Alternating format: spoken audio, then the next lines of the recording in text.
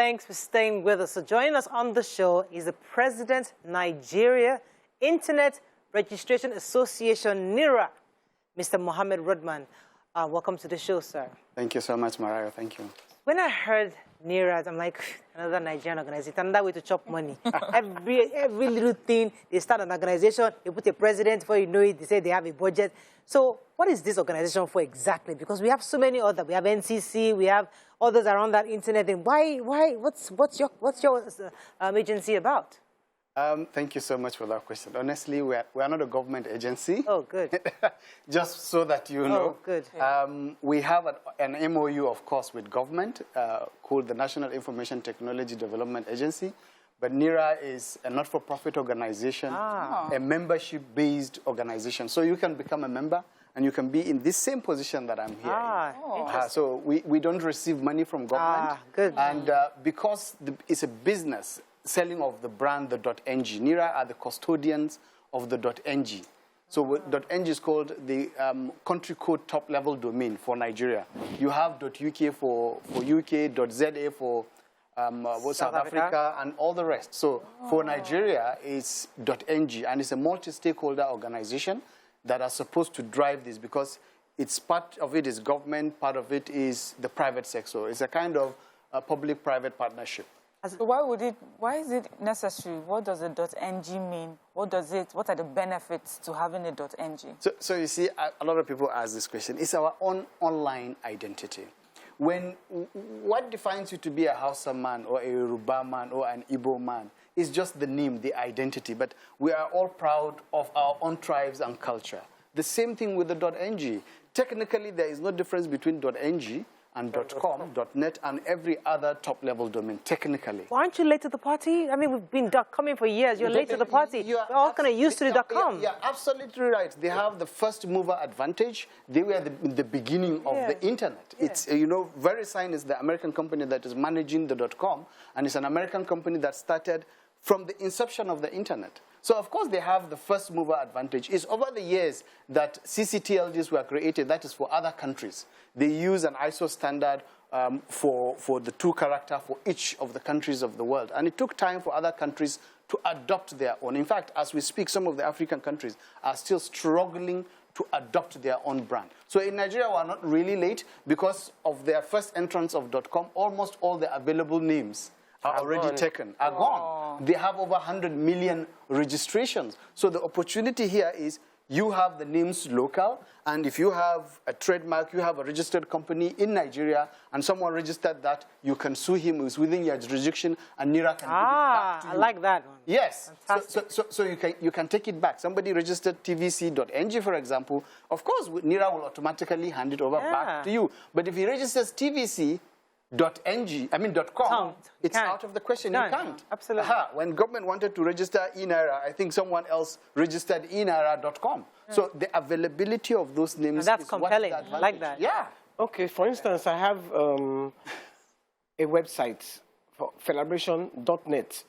We couldn't get .com because somebody else registered it and then tried to sell it back to us. And no way. Exactly. So if I say, let me leave .net and go to .ng, what are the benefits I would get from going to .ng? First is the availability of the name. And in .ng, we discourage domain squatting. You buy a domain, you hold it, waiting for someone else to come and buy it from you. Immediately you register a brand coming on board, government or anything, you can register under .com, but under .ng we discourage that. And as long as you can prove it's yours, you have a registered company or you have a trademark, we automatically give it back to you. So the availability is there. No, what I'm saying is, can I leave .net? Would it benefit me to leave .net and go to .ng? Yes. So one of the benefits is that search engine optimization when you're using Google and all that. And most of the companies that are registered in Nigeria, 80% of the traffic they want people to view are from within the country, right? Yeah. So if you register .ng, your ranking on the internet goes higher, especially within the Nigerian viewers. If you're a global company, of course, I can say you can go for a .com, but most of the companies that are registered in Nigeria are more focused within the country. So that is one of the advantages. And we said the other one is the availability of the name, as I mentioned. I like the fact that we can come to you just because this happens a lot of time. You want to register a yenikuti.com and somebody has taken it, but because it's a Nigerian domain, I can call Mr. Muhammad and say, you know what, this is mine. I want it back. Somebody else has the yenikuti.ng. The person is not yenikuti. Yes, I like that. Fantastic. Yeah. So that is that. Yes. Yeah, clear. Okay. So I wanted to ask concerning the cost, because I'm someone, GoTV is taking my money every year. Like I have like 6 domains that I'm paying for. I have .school, .com. I have a .ng, but I just wanted to talk about the costing, because for many people, they look at it in terms of .co for me was because it was cheap. It was the cheapest. .co. Correct. So my company is .co, and because it offered me the cheapest available name, even compared to .ng. Correct. So, and also we have this thing where people don't want to be seen as local, you know. So they want to be seen as global. And if I put .ng, then I'm seen as a Nigerian company, and it might affect how I'm being perceived internationally. So can you help address those two? Oh, okay. So the first one is Cost. The cost. So you see, Nigeria is among the first countries in the world to open up. You know, if we look at CCTLDs, all the other countries something. For example, .uk is not open. You have to buy .co. .uk, .org, .uk. The same thing with us, South Africa, .co.za. Correct. Nigeria is among the first set of people. We are registering .com, .ng, and the rest. We are the first set of people, apart from Canada and one other country, I think, that joined the bandwagon to open up the second level domain. So you can easily buy anything .ng. So when we opened up, we realized that we need to make revenue. It's a premium now. It's a premium service because people buy .com.ng, they don't want the names to be longer. Because it's premium, we had to increase the price. So that's why the price of .ng directly is expensive. But if you want to buy .com.ng, it's as low as, for example, as 1,000 naira for that domain. And we give opportunity for people that want to register their names. You have name.ng, which is as low as 400 naira. Per month or per year? Per year, per annum, correct. So for the .ng, it's a bit on the high side. We were selling it at that time as high as around 15,000 naira. So what we did was recently, that was reviewed downward by almost 50%. The idea is to encourage Nigerians to buy that. So for affordability, because initially our operational cost was on the high side and the registered domains are small. As we increase the registrations and we have strategic cash reserve now as a not-for-profit organization, the objective now has changed to ensure that all Nigerians can afford a .ng. So we dropped the cost of the .ng and anybody can buy it now. And we are selling these things through registrars.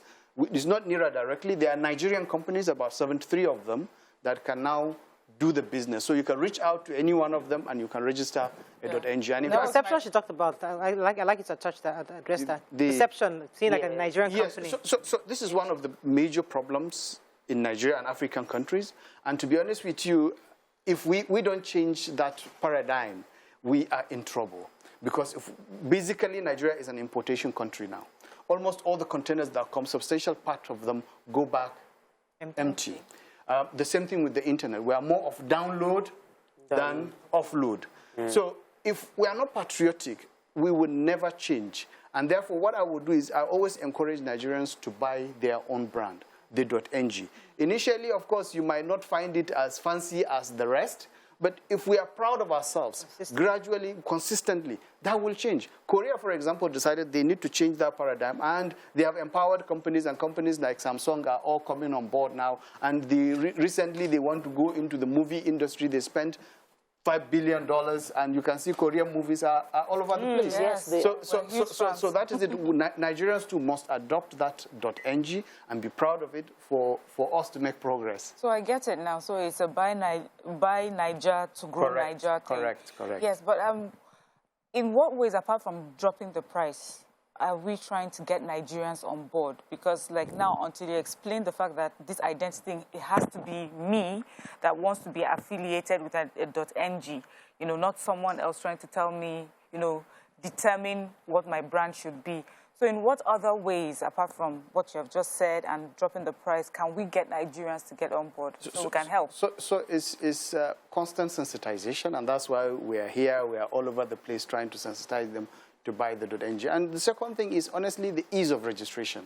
If you want to buy a .ng, you buy with your Naira card, and it's a local transaction. If you want to buy a foreign domain, right now, with your Naira card, you can't pay because all the banks have blocked that. You have to pay with a dollar card. And that is capital flight. If you're paying in US dollars, that is Nigerian money leaving the shores out of Nigeria. So the ease of doing transaction is what we are also encouraging, so that you use your local card and you make payment, and it's and we're also all over the world. Exactly. You get the same traction that you get. Same visibility. As I said, technically, it's exactly the same thing. There is no difference whatsoever between. So would it affect our Gmails, our Yahoo mails? Because would that affect this if we change our domain, or how does it affect our emails? No. You see, for every domain you buy, you can have email addresses under it. So if you're using a Gmail, of course, Gmail is a free email services that they offered. The idea is they use it for marketing purpose. They get their revenue from marketing. But if you want to have your own company and your own identity, of course, you must have an email under that identity. So your Gmail is operating completely independent. When you register your own name now under name.ng, you can have an email address. Like info at Murayo. Exactly. Info, you can put your surname at morayo.name.ng, for example. So it's your own specific brand, and you are in control of it. There is no adverts, and is protected. It's your own. You have the rights over it than just Gmail. So is there like government policy or government policy you would like to ask government to push to make it maybe almost compulsory for government corporations to use it? Okay. It actually links to, there's this question about the fact that every Nigerian registers their company, and we have to have TIN number, so we have a tax code. Correct. So immediately I register my company, I automatically have .ng, so I might be less willing to go and start paying for .com since automatically I have a .ng. Are you working on that? Yes, so two things you have raised now. One, the government mandate, as she has mentioned, and you are talking about maybe when you register, maybe through CAC to automatically have a name. For government mandate, yes, government over the years have been trying to ensure that all government parastatals agencies have adopted the .ng. And the adoption was slow, but recently we have seen significant improvement. With the current minister, there is a new policy that ensures all government websites are using .gov.ng, and not only that, they are hosting that information locally, because when you have content, we have a website, it's just the window, right? And then you have the information on that website, and that information is residing somewhere. So most of the time people say it's in the cloud, but cloud is a physical infrastructure that resides somewhere. So government agencies are now mandated to ensure that all their information reside within Nigerian data centers. That ensures data sovereignty. So there is a policy before like that. And to be honest with you, this policy is from the Federal Executive Council, and we have the National Information Technology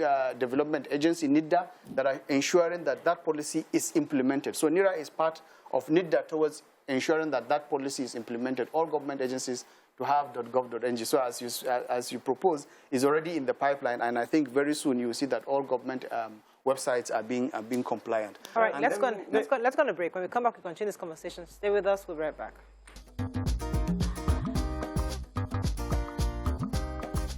Stay tuned. Your View will be right back. Thanks for staying with us. So we're going to continue. Yes, there's a question you wanted to ask. Yes, I already asked the question about putting in a permanent mandate. The same way you have TIN while you're registering, you should also automatically have that as part possible? No, so to be honest with you, as I said, we are not for-profit organization. We are not encouraging government in any way to compel anybody to use the services of .ng. We are private. We encourage people to participate. And to be honest with you, they said you can take a horse to a river. You can't compel him to drink. So people can buy .ng but not necessarily use it. You have it as a name, but it's not even online. So for us, it's to encourage Nigerians to see the importance of adopting .ng. Okay. And when it comes to that registration, we're trying to collaborate right now with CAC. We have reached out to them, Corporate Affairs Commission, to ensure that when Nigerians register a company, at least they can have options of registering .ng for free, at least for the first year. And we're looking at even at a deeper level to see how that website the homepage will be designed for free, and even the hosting will be done for free. So when you register a company, automatically you have the name, the design of the homepage, plus email addresses and the hosting within a Nigerian data center as a bundle service. After the during the second year, maybe if you want, you can renew the service at a fee. That's our own. Yeah. But you have Earlier when you were for free. Yeah. It sounds really good. I mean, people watching now. Correct. So we are working on that, honestly. that also makes me think, like, I know you say you're a not-for-profit organization, Correct. but you're willing to do all these things for free. What's the catch? But I just wanted to say, you know, when you were explaining earlier, you mentioned things like local data hosting and data sovereignty. What's the connection with the .ng? Okay, so the .ng it's just the domain name, the window that connects you to the internet. And well, as I said earlier, if you go, that URL is just a link. Behind it, there is so much content and information. Yes. So the data sovereignty you're talking about is, for example, when you have a Nigerian government website. Lagos State, for example, the governor has an email address and the website is hosted out of Nigeria, right? When he sends an email to his personal assistant, that email traverses, you know that Nigeria is connected to the internet through submarine cables, subsea cables. And it will traverse those subsea cables all the way to where the hosting of that Lagos State website is. Possibly is in America, for example. It will go all the way to America. When the PA wants to see that email, he has to go all the way to the server in America to fetch it. On the process, the information has traversed different countries to reach America. So when you're talking about data sovereignty, it means that the countries that fiber passes through actually eavesdrop, can intercept and read the communication. There was a PRISM project in America where there was a time, a leak of documents, and this is how governments usually find ways to look at what other countries are doing. So for data sovereignty, it's important that all government websites, all of them, including state and local government, resides within Nigeria. And to be honest with you, that's for the security aspect. But you look at the data localization, and it's related to the data sovereignty. If you host your information outside Nigeria, for you have to go out there to fetch it, right? But if it's local within Nigeria, you have shortened the distance. It doesn't have to go through the submarine cable for 10,000 kilometers. And because it's local, it's closer to you, it's faster.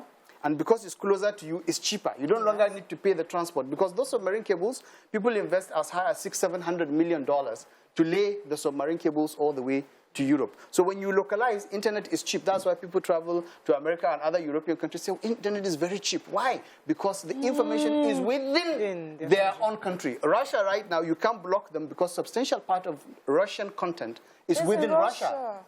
So you can't block them. Even if you disconnect them from the internet, Russia will be able to survive because they have their own internet. So these are some of the advantages. It drops the cost because the cost of data will significantly drop because you don't need to go outside. Because you are patronizing local data centers, your information in Nigeria, you give opportunity for those data centers to flourish. You give them opportunity to employ more hands. You give the local people opportunity to have the relevant skills to manage those servers and the data centers. Yes. So you create an entire ecosystem out of that. Because a lot of people think it's just the cloud, so they put their information on the cloud. But the cloud is somewhere in the world, and that cloud is raining US dollars somewhere. So if you bring back the cloud into your country, you rain it to my country. Exactly. So that's what we keep pushing. So the .ng is just the window, but we are encouraging more. So if I'm hosting a .ng domain with my company, can I migrate it to a different company? Exactly. So when you have a .ng, we have about 73 registrars, and those are options. So you can move from one person to another. Because, you know, this is business. We can't say you have to stick to one. Some businesses are serious, some are not serious. But we encourage all Nigerians to become registrars of .ng. So if you want to move, you can move. All you need to just do is go to register.ng. All the serious registrars are there, and you can move from one person to the other. I have a silly question. Yes, please. Please don't be upset. I'm just getting educated for the first time. No. So I noticed that when we get to the search engine Google, and sometimes you put in some things that are local to us, information that you should get, but you will not get it. You get it either from America, the UK, but the Nigerian stories are hard to find. Could it have anything to do with not localizing our data? No. Okay. Those are two different things. You see, the issue is we don't do much research, and even if we do, it's not available. So, for example, almost all the theses that students are doing in Nigeria, researchers for PhD, for masters, where is it? In other countries, it's available. You log into a portal, you can see all the theses. Here, you can't see it because each one is printed in hard copy and is stored somewhere. So most of these researchers, apart from for example, Nigerian Bureau of Statistics and the rest that are making information available out there on the internet. The problem is that that information is not digitized. And most of these researches are done actually by government and by educational institutions. And those educational institutions do not have sufficient internet connection. They don't even know how to go about it. So that information is not there. So that's another entirely different problem. Another stupid question. No. Donald Trump said that Africa, they are just managing us, that if they like, they will just remove us from the internet. Yeah. And we will not have internet. That's why I say we should do. So if we register with .ng, do you have that? How Donald Trump can stop us now from having access to internet when they are tired? So let me tell you the truth. America cannot, before now, internet was invented from America, and it was out of what is called Defense Advanced Research Project Agency for security reasons. Then later it became global as internet. So America were in charge of, there is what is called, if you, whatever name you search, you see in your handbook now, if you dial the name of somebody, the number automatically comes in its dials. So on the internet, it's also numbers that are working. So when you dial any, for example, a government website, lagostate.gov.ng, is translated into numbers and it goes on the internet. So those servers that are translating the phone book of the internet is controlled by American government. So over the years, when the internet becomes so big and other countries are joining, have you heard of what is called a global internet forum? So Internet Governance Forum, Internet Governance. We do it in Nigeria. Right now, there is next one is taking place in Addis Ababa, I think in November. Global Internet Governance Forum. China, the rest of the countries insisted that that control must be given out from America to the global internet community.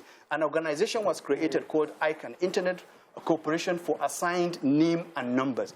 If that organization at that time want to shut down the internet for any country, they'll just tweak, and the internet will be done because you will not have the translation of those names. But right now, it's in the hands of everyone, including Nigerian government to manage that. So American government cannot stop the internet from Nigeria. The only thing they can do, if they look at your major service providers, in Nigeria you have internet ISPs, right? You know ISPs are in different tiers. There is what is called ISP tier 3, the ones that sell internet to you. So they buy an internet from ISP tier 2. Those are the submarine cable operators that take it to Europe. And then there is what is called ISP tier 1. Those are global networks. So what they can do to disconnect you is to ensure that those global networks, as long as the American companies supplying Nigerian tier 2 supplying tier 3, they will say disconnect that. And that's what they did for Russia. Cogent Networks is one of the largest networks in Russia, and the American government stopped them from supplying internet to Russia, for example. That is what they can do, but not completely stop it, but stop the service providers. In Nigeria, we have a trust issue. We don't, as much as this, it sounds very patriotic to support these kinds of things, but the average Nigerian doesn't trust the Nigerian system. So they'll say, I'd rather my domain in .com, because tomorrow this draconian government can say, okay, because we want to shut down this, so we're shutting down all the companies, all the SME. You know, they are afraid that any government can just come and just shut down, because that's what they do in Nigeria sometimes. So how do we believe in this, as patriotic as it sounds? Some Nigerians are still thinking, I'd rather not. So to be honest with you, you're absolutely right. But we are here with you in Nigeria. Nigerian government blocked Twitter. Yep. And Twitter is not local, is it? Is it on that.ng? So Nigeria, as a government, if they decide to drop the entire internet, they can do that, right? But it's draconian, as you said, and it's not something that is being encouraged. So there is this trust deficit between the citizens and government. And it's not NIRA.ng, and it's all of us collectively that should try and build up. And that's why, to be honest with you, Nigerians should participate in politics. They should have their PVC, ensure that they vote the right candidates. Because as long as you allow the wrong people to be at the helm of affairs, certainly wrong decisions will be taken. So it's a collective thing that all Nigerians must do. And to be honest with you, it starts from buying your .ng, buying your local product. If you see a bashu, buy. If you see a non-soka, you have opportunity to buy. Because that is the only way to change it. And this is where government are supposed to drive this. But unfortunately, the National Orientation Agency are not doing that much. But they need to sensitize us. We need to be patriotic for us. We don't have any other place but So Nigeria. You are saying that government can just coins internet. You see, all they need They to want- what they want is the regulators, Nigerian Communication Commission, can write to any of the ISPs to say, shut down these websites. And because they are, if they are mandated to do it, Sir, off your mic, sir. We have to wrap up. That's all. I think our time is up. And it's not only in Nigeria, it's everywhere in the world. All regulators in the world have these powers. And that's why they are fighting for democracy. If you go to Korea now, South Korea, I mean, North Korea, for example, all this access to websites is not there. So government are powerful. And it is not government of Nigeria. All the governments in the world are powerful. Exactly. But it's democracy gradually that comes in, and eventually you see the right decisions are taken. Thank you so much, Mr. Rudman. Thank you so much. You educated us on, Educated. thank you so much. I have many questions for you. So many. I'm delighted to be here. Next time. I'm available anytime. I'm available. Thank you so much. That's all we can take on this segment. When we come back, move on to other topics. Stay with us. We'll be right back.